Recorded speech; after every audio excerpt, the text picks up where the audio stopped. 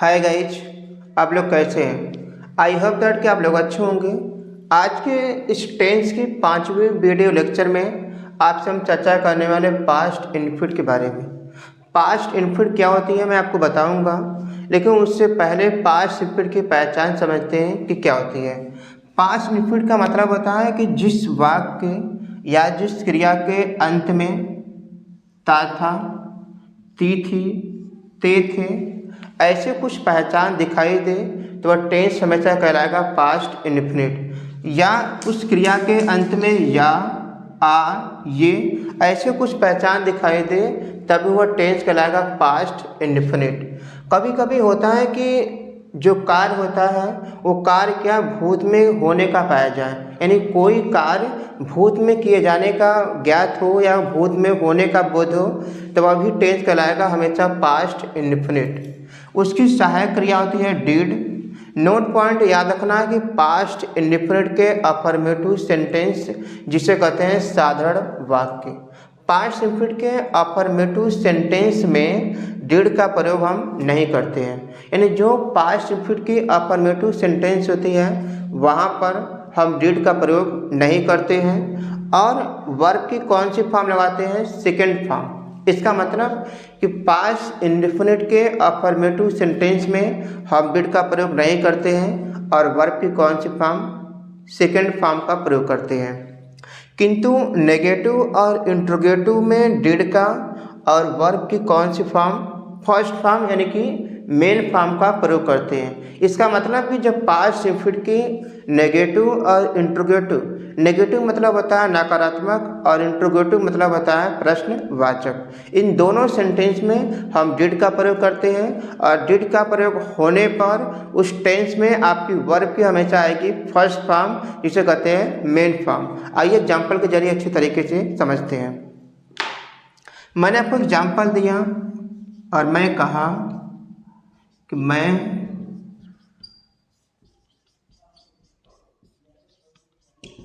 School जाता था। अब थोड़ा सा पहले देखेंगे टेंस में पहचान आया है कि नहीं।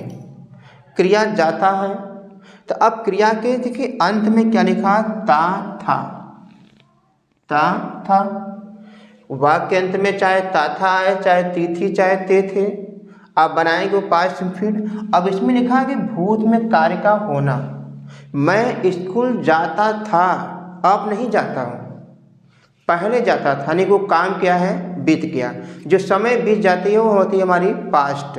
तो यहाँ पर मैं स्कूल जाता था, अब नहीं जाता हूँ, तो ये भूत में कार्य के होने का पता चल रहा है, यानी जो जाने काम है वो भूत काल में हो रहा है। तो वहाँ पर वो क्या होती है, पास्ट इन्फिनिट। तो कौन जाता था स्कूल, मैं, आई। अब चूंकि अफर्मेटिव सेंटेंस में हम डिड का प्रयोग नहीं करते हैं, तो जब डिड का प्रयोग नहीं होगा तो वर्ब की कौन सी फॉर्म लगाएंगे, सेकंड। अब यहाँ पर आपको अच्छे तरीके से मालूम है कि गो मीन्स क्या होती है, जाना। अब इसकी जो सेकंड फॉर्म होती है वेंट, WENT, और इसकी जो थर्ड फॉर्म होती है वो क्या होती है, गोन, GONE। अब यहाँ पर गो की सेकंड फॉर्म क्या है, वेंट, वेंट, और कहाँ जाता था, स्कूल, तो वेंट टू स्कूल।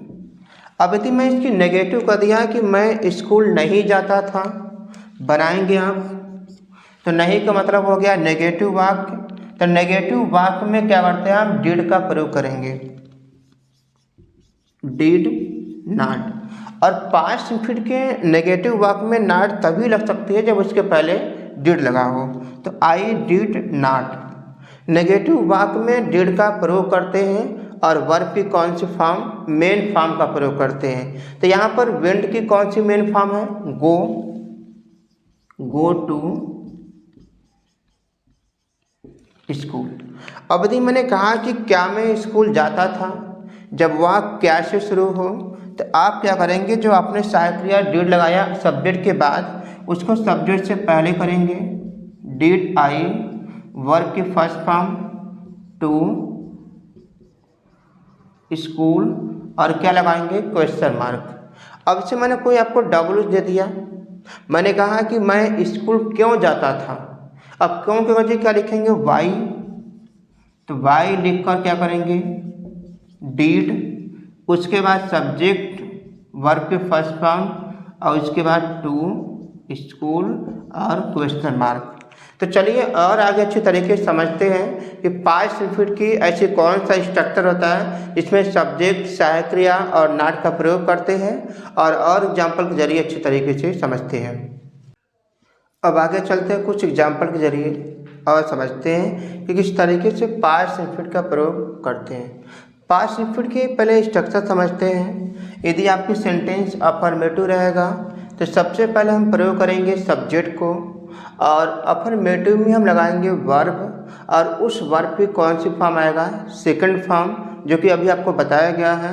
और उसके बाद क्या लिखेंगे, ऑब्जेक्ट, और उसके अंत में लगाना है फुल स्टॉप। यदि वाक्य नेगेटिव होती है, नेगेटिव मतलब होता है नकारात्मक, यदि आपको नेगेटिव सेंटेंस हो तो सब्जेक्ट और उसके बाद डीड लगाएंगे, नॉट। जैसे आपने डीड का प्रयोग किया है उस वर्ब की कौन सी फॉर्म आएगा, फर्स्ट फॉर्म। और वर्ब की जो फर्स्ट फॉर्म होती है उसे हम कहते हैं मेन फॉर्म भी। क्या कहते हैं, वर्ब की मेन फॉर्म। तो डिड का प्रयोग होने पर उस वर्ब की कौन सी फॉर्म आएगा, मेन फॉर्म। ऐसे ही इंट्रोगेटिव यानी प्रश्नवाचक वाक्य हो तो आप क्या करेंगे, डिड को सबसे पहले करेंगे, उसके बाद सब्जेक्ट और उसके बाद वर्ब, और वर्ब की कौन सी फॉर्म आएगा, मेन फॉर्म। उसके बाद ऑब्जेक्ट, और वाक्य के अंत में क्या लगाना है, प्रश्नवाचक चिन्ह। डब्ल्यू फैमिली हो तो पहले रखिए WH, उसके बाद डीड सहायक क्रिया जो है, उसके बाद सब्जेक्ट, वर्ब की मेन फॉर्म, और फिर क्या रखेंगे, ऑब्जेक्ट, और वाक्य के अंत में लगाना है प्रश्नवाचक चिन्ह। आपको याद रखना है कि सब्जेक्ट चाहे कोई भी हमारा फर्स्ट पर्सन हो, चाहे सिंगुलर हो या प्लूरल हो, आपको सबके साथ क्या लगाना है, डिड का ही प्रयोग करना है। अब आपके सामने कुछ एग्जाम्पल लिखा है, उस एग्जाम्पल के जरिए अच्छी तरीके से समझते हैं। मैंने कहा कि तुम उसे किताब बेचते थे। पास्ट इंफिनिट की पहचान अभी मैं बताया कि जिस क्रिया के अंत में ता था, ती थी, ते थे, ऐसे कुछ भी, तो तुम उसे किताब बेचते थे, अब नहीं बेचते हो। तो जो काम भूत में क्या हो, होने पाया जाता हो, तो हमारी पास्ट इंफिनिट कौन बेचता था, यू। सेंटेंस अफर्मेटिव यानी ये वाला स्ट्रक्चर लगाएंगे आप, सब्जेक्ट और वर्ब की सेकंड फॉर्म। सेल में बेचना होता है, सेल का सेकंड फॉर्म सोल्ड, सोल्ड। और किसे बेचते थे, उसे। और क्या बेचते थे, अ बुक। इस तरीके से लगाना, और सेंटेंस के अंत में क्या लगाना है, फुल स्टॉप। मैंने कहा कि तुम उसे किताब नहीं बेचते थे। नहीं का मतलब आपको नॉट लगाना पड़ेगा। इसका मतलब वाक्य क्या हो गया, नेगेटिव। जब नेगेटिव का स्ट्रक्चर होगा तो आप ये नियम लगाएंगे, यहाँ पे सब्जेक्ट, सब्जेक्ट के बाद क्या आएगा, डीड, उसके बाद नॉट। तो डीड का प्रयोग जैसे ही होगा वर्ब की कौन सी फॉर्म आएगा, मेन फॉर्म। तो सेल मिस होता है बेचना, और सेल की फर्स्ट फॉर्म क्या होती है, सेल, और उसके बाद आपका ऑब्जेक्ट रखोगे, हिम, अ बुक। मैंने कहा कि क्या वह तुमको बुलाया, बुलाया चला गया पास्ट में, क्या वह तुमको बुलाया। तो इसका मतलब जब क्या से वाक्य शुरू हो तो बन जाता है ये वाला प्रश्नवाचक, तो आप ये लगाएंगे स्ट्रक्चर। जब सेंटेंस क्या से शुरू हो तो आप क्या करेंगे, सबसे पहले सहायक क्रिया, उसके बाद सब्जेक्ट, कौन बुलाया, वह। और डीड का प्रयोग होने पर वर्ब की हमेशा फर्स्ट फॉर्म CALL, और किसे बुलाया, तुमको। तो किसे से प्रश्न करने पे हमेशा निकलता ऑब्जेक्ट, और वाक्य अंत में क्या लगाएंगे, प्रश्नवाचक चिन्ह। मैंने कहा कि राम उसे कहाँ बुलाता था, अब नहीं बुलाता है, राम उसे कहाँ बुलाता था। तो कहाँ का हो गया, WH। तो कोई भी WH आएगा तब क्या रखेंगे, पहले उस WH को। वेयर मिस कहाँ होती है, वेयर। और WH लिखने बाद क्या लिखेंगे, टेंस की सहायक क्रिया, डीड, और कौन बुलाता था, राम। सब्जेक्ट के बाद आएगा वर्ब, वर्ब की मेन फॉर्म, कॉल मिस बुलाना होता है, कॉल की फर्स्ट फॉर्म कॉल लिखेंगे। उसके बाद क्या लिखना, ऑब्जेक्ट, किसे बुलाता था, उसे। तो ये हमारी ऑब्जेक्ट है और वाक्य के अंत में लगाएंगे फुल क्वेश्चन मार्क। हमने कहा कि हम क्यों उसे पढ़ाते थे, अब नहीं पढ़ाते हैं। हम उसे क्यों पढ़ाते थे, थे, ता था, ती थी, ये पास्ट इंफ्लिक्ट होती है या काम क्या हो, भूत में हो।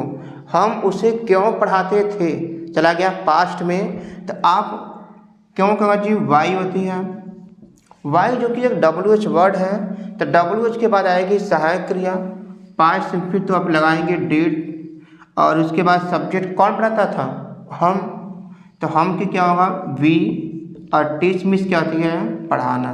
किसे पढ़ाते थे, उसे, तो यहाँ पर क्या लिखेंगे हिम और क्वेश्चन मार्क लगाएंगे। मैंने एग्जाम्पल और दिखा हूँ कि सुमित उसे पत्र लिखता था।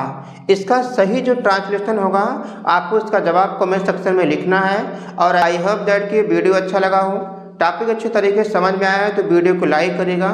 चलो कोई सब्सक्राइब नहीं किया सब्सक्राइब कर लीजिए ताकि आपको ऐसे ग्रामर के रिलेटेड वीडियो मिलता रहे। Thank you so much.